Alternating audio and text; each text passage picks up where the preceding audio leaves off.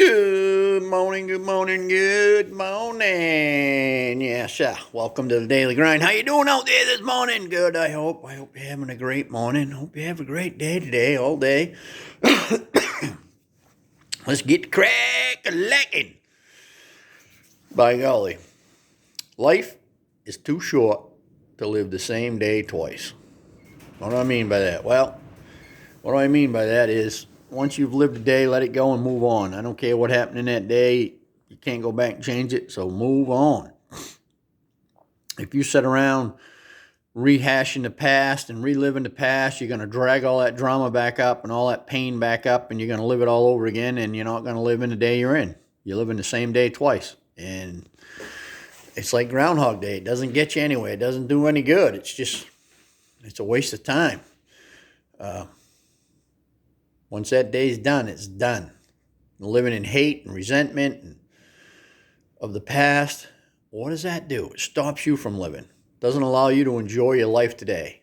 That's all. It just doesn't. Life is too short to live the same day twice. You only have so many days on this earth. When one day is done, shut the door on it. Put it to bed. Let it go. Now, it may not be easy. I get that. There's some tough things to deal with in life, and it's hard to let go of things. I'm not saying forget everything that happened in the past because, there's things that happen that you don't want to forget. But don't dwell around there, living in that same day. Live today. If a memory of the past comes up, honor it, acknowledge it, and move on. And if it's a bad memory, if it's a memory of someone that caused you a lot of pain and you feel hate or resentment or something, for your own sake, forgive them and let it go. Not for their sake, for your sake. You don't forgive them so they're free of what they did. You forgive them so you are free of what they did, so that you can let the pain go, so that you can get back to living your life. I've had to forgive a lot of people for a lot of stuff, and I'm sure there's people who had to forgive me for stuff. And I had to work hard on doing that. But once I've done it, now if their name pops up or if I see them somewhere, there's no reaction. There's no emotional reaction. There's no mental reaction. I just let it go and get on with my life. That is freedom. That is peace. But I had to do some work. I had to forgive them. I had to let it go. How did I do that? I prayed for them until it didn't bother me anymore.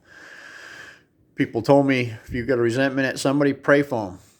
That will help you get rid of it. And I used to think, how does that work? And I didn't know how it worked, but I did it, and by God, it worked. If you pray for somebody every day, one day you're just not going to have any emotional connection to their name anymore, and you're free. That doesn't mean you invite them back into your life and be best friends with them again. It just means you're free from that pain in that situation. And that's a pretty good feeling. I do understand how that works today. Every time you pray, you open yourself up to God's grace to flow into you.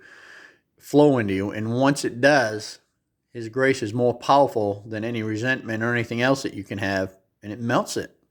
And you're filled with peace and love. And boy, oh boy, that's a much better way to go than full of hate and resentment.